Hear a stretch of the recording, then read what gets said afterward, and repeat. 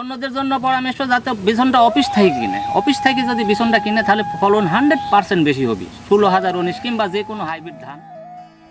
8 কাটা ভাই মরে যাচ্ছিলিস, কামানি ডুবি গাছ মরে গেছে, গাছ তাজা কিন্তু মরে ধরতেছে না, গাছ মরা মরা অবস্থা।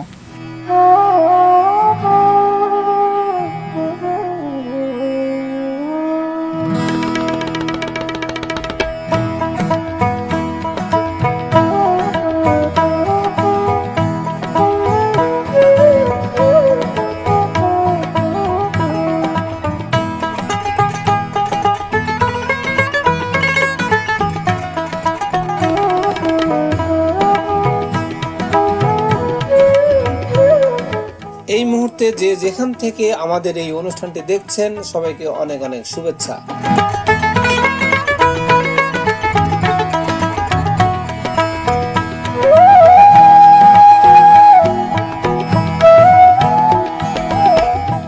আজ কথা বলছিলাম নাটোরের বাগাতিপাড়া উপজেলার চিথলিয়া গ্রামের মাঠ থেকে।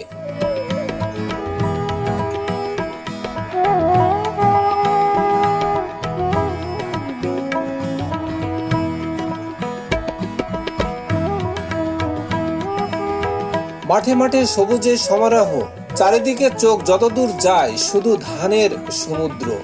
সবুজ ধান খেতে ঢেউ যেন প্রকৃতির বুকে আনন্দের গান গাইছে।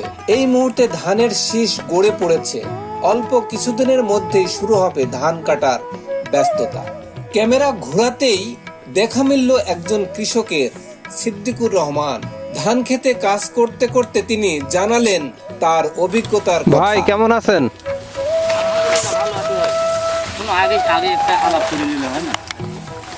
হ্যাঁ, কি ধানের কি অবস্থা ভাই, কি করতেছেন এটা দিয়া? এটি হচ্ছে যে পয়টা সোজা করতেছি, হচ্ছে আপনার ওই সোজা করার লাগে যাতে ওই ওষুধটা ঠিক। মুখ খুলেন। হ্যাঁ, লাঠি দিয়ে আপনার হচ্ছে ধানের পয়টা সোজা করতেছি যাতে ওষুধটা ঠিকভাবে ধানের গায়ের সাথে পড়ে। খালি করে দিচ্ছেন? হ্যাঁ, খালি করে দিচ্ছি যাতে ঠেকে। আর ঠেকলে ওষুধটা যদি ধানের গায়ের সাথে ঠেকে তাহলে কাজটা ভালো হবে। কি কারেন্ট পোকা লাগছে? কারেন্ট পোকা লাগতে পারে। তারপরে ওই যে এখন শীষটা ঝকঝকি হবে, ওই জন্য শীষ ঝকঝকি হওয়ার ওষুধ দিচ্ছি, কারেন্ট পোকার ওষুধ দিচ্ছি, এই আর কি। তো ধান কি অবস্থা বলেন তো, বিস্তারিত আলোচনাটা আমাকে বলেন তো, কি হয়েছে? আপাতত ভালো, সমস্যা নেই, খুব একটা খারাপ নেই, এখন পর্যন্ত ভালো আছে। পরবর্তী কি হবে সেটি আল্লাহ তাআলা। ধান এই মুহূর্তে ওই আমার বিছনটা হচ্ছে বাড়ির বিছন। আমি রাখিছিল যে এই 16,019-এর বিছন নাকি বাড়িতে হয় না। আমি চিন্তা করছি যে বাড়িতে হয় কি না হয় এটা আমি পরীক্ষা করে দেখবো। আমি নিজে বাড়িতে করে দেখেছি, তবে খুব একটা বাড়িতে ভালো হবে না, ধানের ফলন কম হবে। এটি অফিসের বিছনই সব থেকে ভালো, উত্তম, বাড়িতে যেন কেউ না রাখে। তার মানে আপনি 16,019 করছেন ধান? হ্যাঁ হ্যাঁ, 16,019-এর ধানটা আপনি বাড়িতেই বিছন করছিলেন? বাড়িতেই করছি। তো বাড়ির বিছন কি চারা নিজেই দিছিলেন? নিজে চারা দিছি।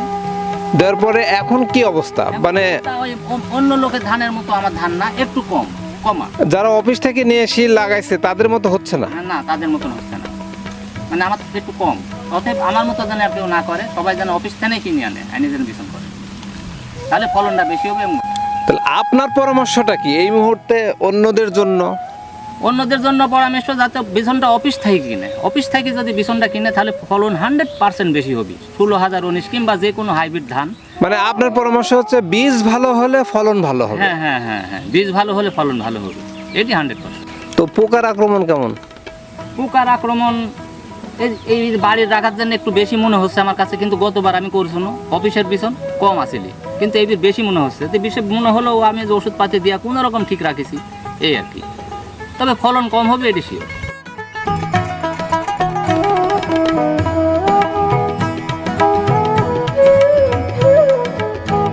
তার কণ্ঠে এক রাশ হতাশ, তবু পরের মৌসুমে আবারও ভালো বীজের ব্যবহার করবেন আশা করছেন। কৃষকের এই অভিজ্ঞতা যেন শেখায় ভালো মানের বীজ ভালো ফসলের মূল চাবিকাঠি।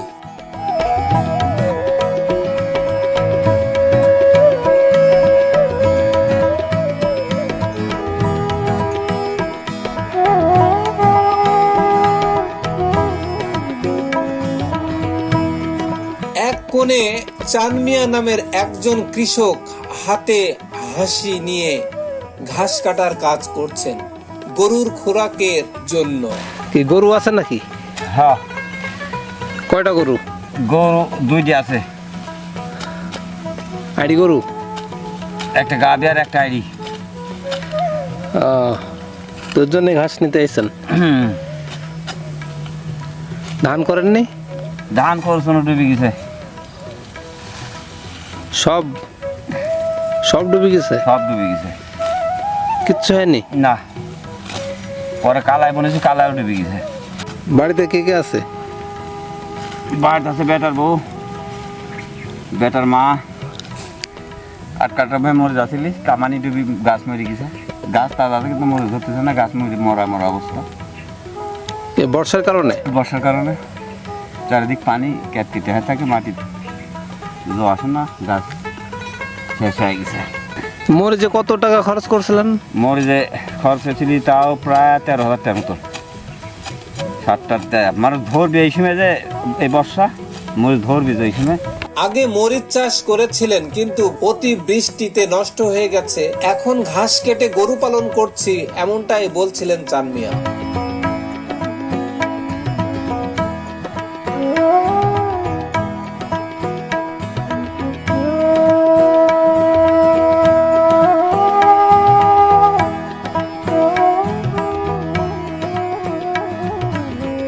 প্রকৃতির সাথে কৃষকের এই অন্তহীন সম্পর্ক, কখনো হাসি কখনো কষ্ট, তবুও তারা হার মানে না। ধান, মরিচ কিংবা ঘাস সবই তাদের পরিশ্রমের ফসল। এই মাঠেই তাদের স্বপ্নের ঠিকানা, জীবনের গল্প। বাংলাদেশের কৃষক মানেই আশা। ফসলের মাঠে সে প্রতিদিন নতুন করে বাঁচার স্বপ্ন দেখে। আজ এই পর্যন্তই। ভালো থাকবেন, সুস্থ থাকবেন, আমাদের সাথে থাকবেন। আল্লাহ হাফেজ।